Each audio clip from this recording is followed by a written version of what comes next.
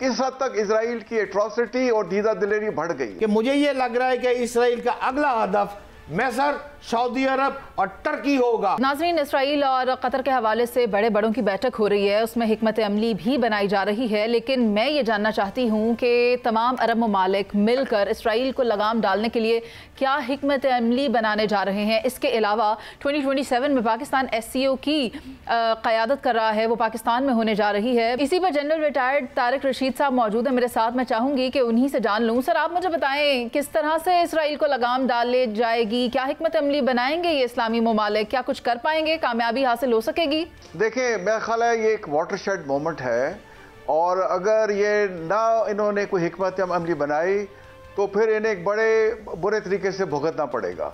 मैं आपके सामने कुछ फिगर्स रखना चाहता हूँ। देखें, OIC के ममालिक जो हैं, क्योंकि इसराइल जो कुछ करता है अमेरिका के आशीर्वाद से करता है, ये बात तो इस्टेब्लिश हो गई। तो OIC की ममालिक की जो ट्रेड है, बायलैटरल ट्रेड अमेरिका के साथ, वो तकरीबन सालाना 1.5 ट्रिलियन डॉलर्स की है। और इजराइल के साथ जो ये अरब ममालिक ट्रेड कर रहे हैं वो तकरीबन 14 से 15 बिलियन डॉलर की है। तो एक तरफ उसको दुश्मन करार दिया हुआ है, दूसरी तरफ उसके साथ ट्रेड भी कर रहे हैं, डिप्लोमेटिक रिलेशंस भी बना रहे हैं, टूरिज्म भी हो रहा है और कल्चरल एक्सचेंज भी हो रहे हैं। तो अब इन्हें फैसला करना होगा कि ये उनके साथ अपने जो है इकोनॉमिक्स इंटरेस्ट को बढ़ाएंगे या ये इंश्योर करेंगे कि इनकी सॉलिडारिटी उसको रिस्पेक्ट किया जाए और इजराइल को इफेक्टिव तरीके से लगाम दी जाए। दूसरा, आप ये देखें, जब 1948 में इजराइल को वजूद में आया यूनाइटेड नेशन की करारदाद के मुताबिक, तो इनका टोटल एरिया जो वहाँ एलोकेट किया गया वो तल अवीव, हैफा और जायफा के अलावा थोड़ी सी समुद्री पट्टी थी, और वो इलाका 14,500 स्क्वायर किलोमीटर का था। और आजकल जो इसने कब्जा किया हुआ इजराइल ने वो 89,000 स्क्वायर किलोमीटर पे कब्जा किया हुआ है। तो देखें किस हद तक इजराइल की एट्रॉसिटी और दीदा दिलेरी बढ़ गई है। अब इजराइल को लगाम डाल सकता है इफेक्टिव तरीके से, वो या पाकिस्तान डाल सकता है या ईरान डाल सकता है। देखिए, ईरान ने तो जब उन पे बारिश की मिसाइलों की तो ट्रंप को कनाडा से भागना पड़ा। G7 की समिट छोड़ के फौरन वाशिंगटन पहुंचे कि ईरान उसको, इजराइल को बचाया जाए, या टर्की कर सकता है। और लेकिन लड़ाई देखें, लड़ाई इन अरब्स को खुद लड़नी होगी। हमने हिंदुस्तान से लड़ाई अपनी मार्का हक में खुद लड़ी, हम इन्हें सपोर्ट कर सकते हैं। और हमने तो इनको 1965, 73 वॉर, 67, 73 वॉर में हमारे पायलट्स ने जाके इजराइल के जहाज गिराए।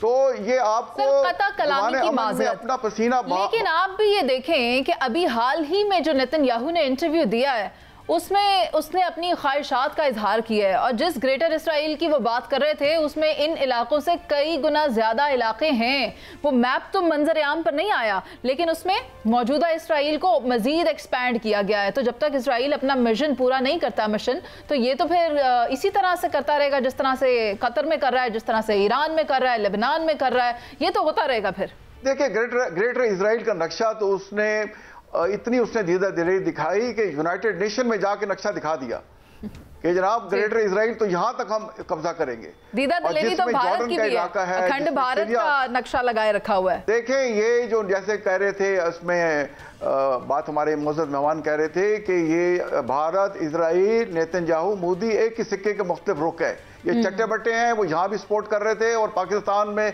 देखें जो हेरन और हैपर ड्रोन्स लॉन्च किए वो किसके बनाए हुए हैं? वो इसराइल के बनाए हुए हैं। और लेकिन जब हमारा रिस्पांस था, जो इंडिया भी एक्सपेक्ट नहीं कर रहा था और दुनिया भी एक्सपेक्ट नहीं कर रही थी, और रिस्पांस में जो मेन चीज प्ले करती है वो आपका रिजॉल्व करता है, वो लीडरशिप की कन्विक्शन होती है, कॉन्फिडेंस होता है। और ये रिजॉल्व ने जो था इंडिया को चारे शाने चित किया और घुटनों पे आ गए। वो तो सारी दुनिया ने देख लिया। लेकिन अब जो SCO समिट पाकिस्तान में होने जा रही है, आप मुझे ये बताएं पाकिस्तान कितना मजीद स्ट्रेंथन हो जाएगा? और अभी भी पूरी दुनिया पाकिस्तान के गुण गा रही है। देखिए, ऐसा तो कभी हुआ ही नहीं पाकिस्तान की हिस्ट्री में, 78 साल की हिस्ट्री में, कि अमेरिका कहे कि I love Pakistan, Pakistani are great nation, we are going to do great trades with Pakistan and it was honour for me to meet the field marshal of Pakistan. तो अगर फील्ड मार्शल की तारीफ है तो पाकिस्तान आर्मी पाकिस्तान की तारीफ है। और ये पहली दफा हुआ कि SCO की समिट जो चाइना में हुई उसमें सियासी क़यादत के साथ अस्करी क़यादत मौजूद थी। तो वहाँ वाशिंगटन में तो हमारे फील्ड मार्शल साहब अकेले वहाँ विजिट पे बुलाया गया था और साथ ट्रम्प ने उनको लंच पे भी बुला लिया। यहाँ पूरी दुनिया को चाइना ने दिखाया कि हम पाकिस्तान के अस्करी क़यादत को कितनी अहमियत देते हैं, और उन्होंने उसको एससीओ में भी बिठाया और उसकी विक्ट्री डे परेड में भी बिठाया कि वो चाइना पाकिस्तान का कोई टाइम टेस्टेड फ्रेंड है। उसने दुनिया को बताया कि जनाब हम इस वक्त तक पाकिस्तान के साथ हैं। फिर प्यूटन साहब मौजूद थे, उन्होंने बड़ी अच्छी बातचीत की। और आप देखें अभी रशिया का जो आप फॉरेन मिनिस्टर को देखते हैं जो बातचीत करते हैं, वो पाकिस्तान को इंडिया पे प्रेफरेंस देता है। तो पाकिस्तान के लिए आइडियल मौका है कि पाकिस्तान को मजबूत से मजबूत तर बनाया जाए।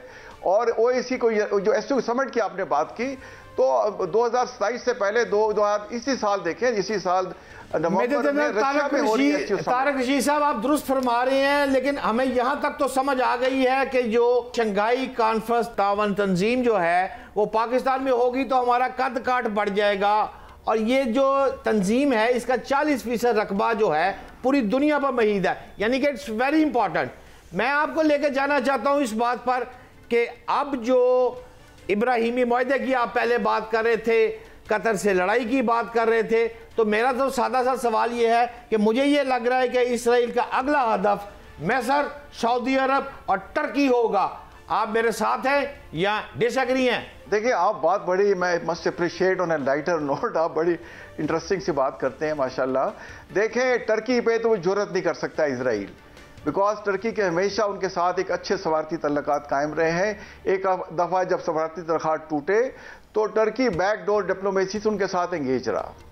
जहां तक सऊदी अरेबिया का तल्लुक है, देखें अगर सऊदी अरेबिया को खुदा न खास्ता इसराइल ने अंडरमाइन करने की कोशिश की तो हम सऊदी अरेबिया के साथ हर तरह से तैयार खड़े हुए। पाकिस्तान का दिफा, पाकिस्तान की फौज, पाकिस्तान के अवाम, क्योंकि वहाँ खाना काबा है, वहाँ मस्जिद नबवी है, सऊदी अरेबिया को इंशाल्लाह वो अंडरमाइन नहीं करेंगे। अगर उन्होंने किया तो पाकिस्तान के साथ बिल्कुल साथ जुड़ के खड़ा होगा। जहां तक एससीओ की बात है, मैं आपसे ये कह रहा था कि इस साल नवंबर में भी council of head of government की जो समिट है वो रशिया में हो रही है, उसकी डेट्स भी आ गई हैं, वो 17 से 18 नवंबर को होंगी। तो जाहिर है जब पाकिस्तान में इंशाल्लाह ये होगी तो पाकिस्तान का कद काट बढ़ेगा। पिछले साल भी जब अक्टूबर में पाकिस्तान में हुई तो चाइना के प्राइम मिनिस्टर एक दिन पहले आ गए और एससीओ समिट खत्म होने के 1-2 दिन बाद गए। इस दफा हमने ऐसे किया कि एससीओ समिट से पहले जी सर, इसमें सलमान आबिद साहब भी कुछ ऐड करना चाह रहे हैं। देखिए, मैं तो सिर्फ ये कहूँगा कि इस वक्त जो आलमी दुनिया में सफारतकारी के कॉन्टेक्स्ट में पाकिस्तान के पास जो अपॉर्चुनिटीज़ हैं ये माजी में बहुत कम देखने को मिली है।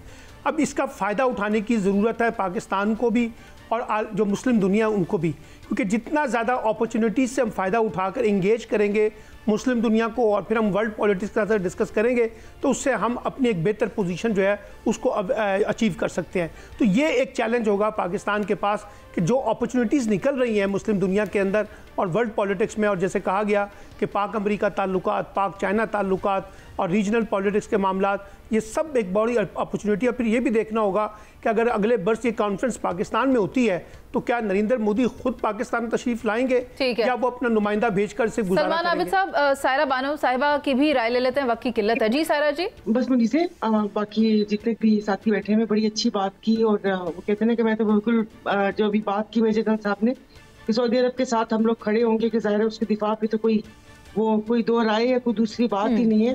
तो वो मैं कहते हैं ना कि इस फिक्रे की खूबसूरती में और वो सारी चीज़ें सोच के मैं उसमें खोई हुई थी। और जैसे सलमान आबिद साहब ने कहा कि पाकिस्तान, और भट्ट साहब ने भी कहा कि पाकिस्तान को इससे मैक्सिमम क्या हम गेन कर सकते हैं इन तमाम चीज़ों से। तो बस ये मेरी जो ख्वाहिश है कि भले SCO हो, सारी चीज़ें हों, लेकिन साथ जो हमारे यहाँ वो कहते हैं ना कि फितनल खवारिज और जो दहशतगर्दी ने सर उठाया हुआ है, और रीजन में ये चाइना या बाकी जो भी किरदार अदा कर सकते हैं, और इंडिया को जरा लगाम हो कि ये जो प्रॉक्सी वॉर है और उधर अफगानिस्तान की तरफ से मेरा कंसर्न, मतलब बहुत शुक्रिया आपका सायरा जी।